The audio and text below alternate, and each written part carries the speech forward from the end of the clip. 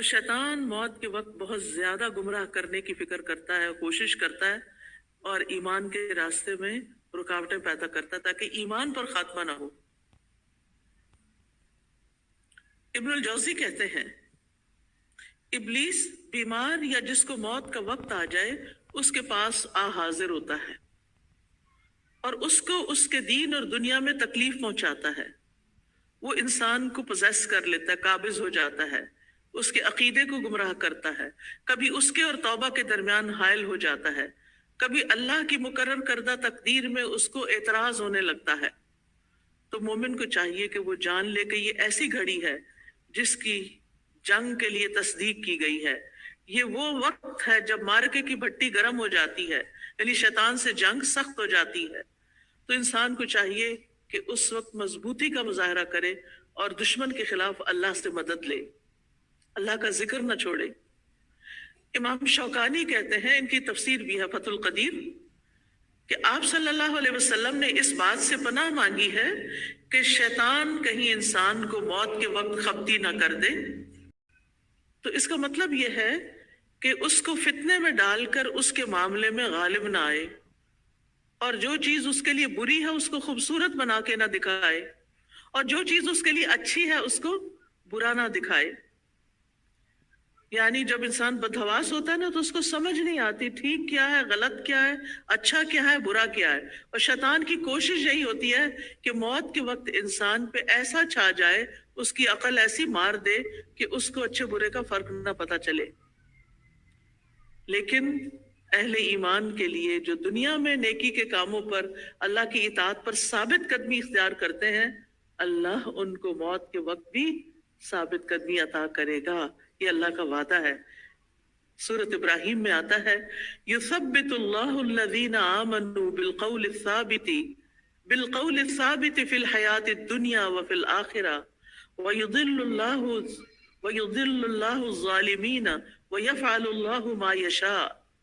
اللہ ایمان لانے والوں کو مضبوط بات کے ساتھ، وہ کون سی مضبوط بات ہے؟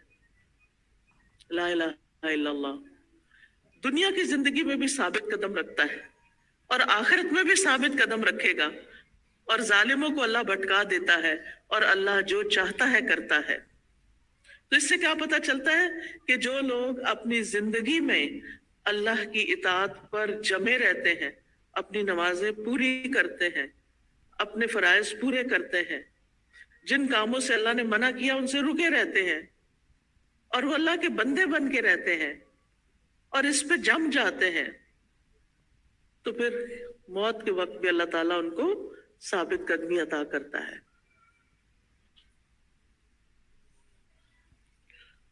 تو اس لیے اس حدیث سے یہ پتہ چلتا ہے کہ عافیت بہت بڑی نعمت ہے۔ اسلام لانے کے بعد افضل ترین چیزوں میں سے عافیت ہے جو انسان کو عطا کی جاتی ہے۔ اسی لیے رسول اللہ صلی اللہ علیہ وسلم ان ساری چیزوں سے بچنے کے لیے اللہ کی پناہ لیتے تھے، یعنی عافیت طلب کرتے تھے۔ اور اسی طرح اچانک موت سے بھی انسان بچنے کی دعا کرے، کیونکہ اس میں انسان کو وصیت کرنے کا موقع نہیں ملتا، جو حقوق اس پہ عائد ہوتے ہیں وہ ادا نہیں کر پاتا۔ پھر ایسی موت سے بھی پناہ مانگے جس میں انسان صبر نہ کر سکے، اور موت کے وقت فتنے میں پڑنے سے پناہ مانگے، من فتنۃ المحیا والممات۔ ابن دقیق العید کہتے ہیں کہ زندگی کے فتنے سے وہ فتنے مراد ہیں جو انسان کو اس کی زندگی کی مدت کے درمیان شہوات اور جہالت کی صورت میں لاحق ہوتے ہیں۔ یعنی جہالت جو ہے، خاص طور پر دین کی جہالت، نہیں پتا کہ قرآن کیا کہتا ہے، سب کچھ پڑھ لیا، بڑی بڑی ڈگریاں لے لی، نہیں پتا تو اس کتاب کا نہیں پتا۔ اور اسی طرح پھر جب نہیں پتا اور شیطان ہر وقت دل میں برے خیالات ڈالتا ہے، پیچھے لگا رہتا ہے، تو انسان کے لیے اس کی طرف چل پڑنا کچھ مشکل نہیں رہتا، کیونکہ وہ اپنے ہی ساتھیوں کو اکساتا ہے۔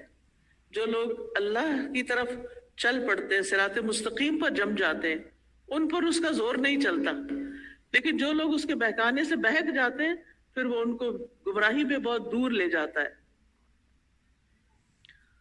تو اس لیے بہت ضروری ہے کہ ہم موت کی تیاری اپنی زندگی میں کر لیں. ہم جیسی موت چاہتے ہیں ویسے اپنے عمل کر لیں، کیونکہ اچانک کچھ ٹھیک نہیں ہو جائے گا. ہمارے اندر جو کمیاں کوتاہیاں ہیں، جو گناہ ہیں، جو چیزیں اللہ کو پسند نہیں، اگر ہم ان کو اب نکالنے کی فکر کرتے ہیں تو انشاءاللہ موت کے وقت بھی ثابت قدمی نصیب ہوگی. آپ دیکھیں کہ شیطان نے بڑے بڑے علماء کو موت کے وقت کس طرح بہکایا. امام قرطبی کی ایک کتاب ہے تذکرہ، اس میں وہ لکھتے ہیں کہ عبداللہ بن احمد بن حنبل، امام احمد بن حنبل ہے نا، ان کے بیٹے عبداللہ، وہ کہتے ہیں کہ جب میرے والد پر موت کا وقت آیا تو میرے ہاتھ میں کپڑا تھا، میں تاکہ میں ان کے 2 جبڑوں کو باندھوں. آپ کو معلوم ہے جب کوئی فوت ہو جاتا ہے تو اس کو یعنی یہاں سے پٹی اس کی باندھ دیتے ہیں تاکہ اس کا منہ کھلا نہ رہے اور نہلانے میں اور پھر دفنانے میں آسانی ہو. کیونکہ جن لوگوں کا وہ منہ نہیں باندھا جاتا بعض اوقات ان کے دانت باہر نکل آتے ہیں اور وہ شکل بھی خوفناک سی ہو جاتی ہے. تو وہ کپڑا باندھنے کی کوشش کر رہے تھے، تو اس دوران ان کے والد کو پسینہ آ جاتا اور پھر وہ ہوش میں آ جاتے اور کہتے ابھی نہیں ابھی نہیں. انہوں نے کئی مرتبہ ایسے ہی کہا. تو ان کے بیٹے کہتے ہیں کہ میں نے ان سے کہا یہ کیا چیز ہے جس سے آپ بات کرتے ہیں کہ ابھی نہیں ابھی نہیں.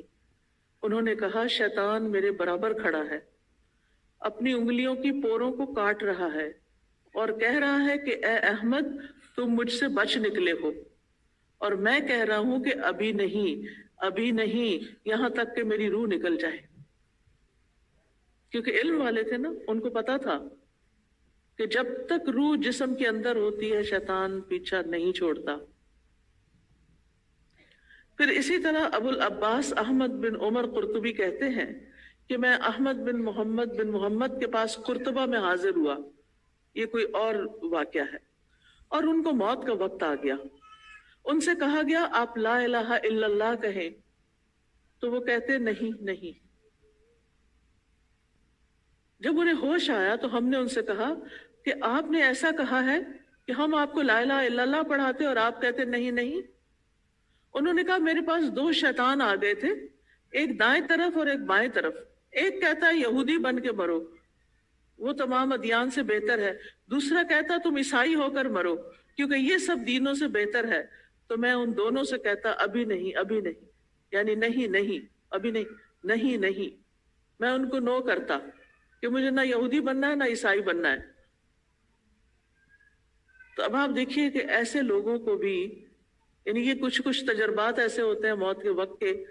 اگر آپ کو یاد ہو تو میرا جینا مرنا جو کتاب ہے، اگر اس کی آپ نے آڈیو سنی ہو تو اس میں نے شروع میں کچھ آڈیوز سنوائے بھی ہیں جو میری ملاقات کچھ لوگوں سے ہوئی جنہوں نے کچھ لوگوں کے آخری وقت کے تاثرات جو تھے یا آخری وقت کی جو ان کی باتیں تھی وہ ریکارڈ کی ہوئی تھی کہ کس طرح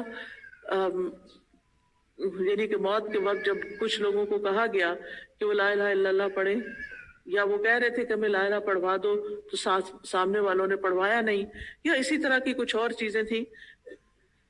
اور یہ ہر دور میں ہی ہوتا ہے کہ موت کے وقت انسان وہی بولتا ہے جو وہ اپنی زندگی میں سب سے زیادہ بول رہا ہوتا ہے. اور اس میں آپ دیکھیے کہ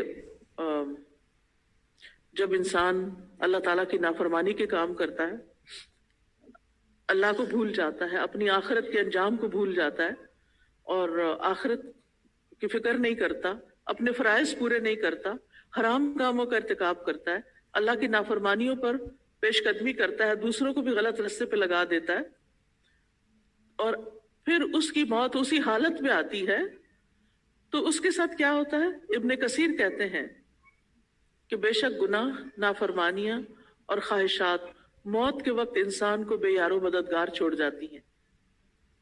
جو جس کام میں زندگی گزارتا ہے اسی پر خاتمہ ہوتا ہے. ابن قیم کہتے ہیں جس کا ظاہر درست ہو، باطن نیک ہو اور صحیح ہو، اس کے لیے برا خاتمہ نہیں ہوتا. برا خاتمہ اس کا ہوتا ہے جس کا عقیدہ خراب ہوتا ہے یا وہ کبیرہ گناہوں پہ اڑا ہوا ہوتا ہے، اس نے توبہ نہیں کی ہوتی، تو وہی چیز اس پہ غالب آ جاتی ہے کہ توبہ کرنے سے پہلے اس کی موت آ جاتی ہے.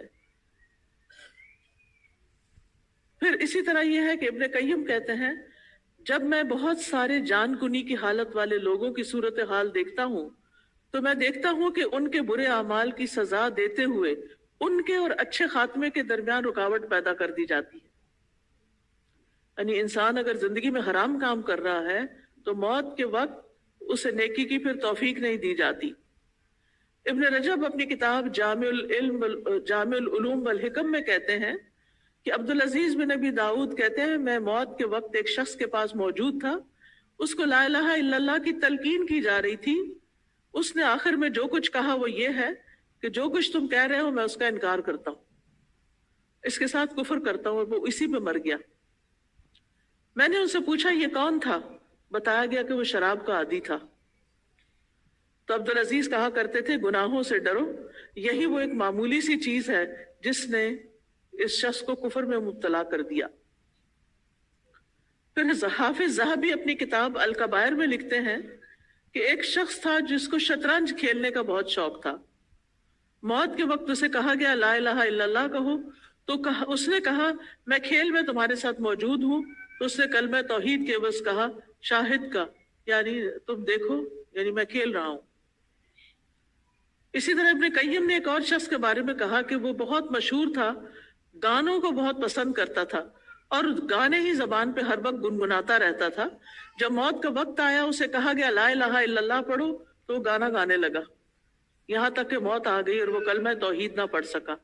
یہ کلمہ پڑھنے کی کتنی تاکید ہے کہ جس کا آخری کلام لا الہ الا اللہ ہوگا وہ جنت میں داخل ہوگا.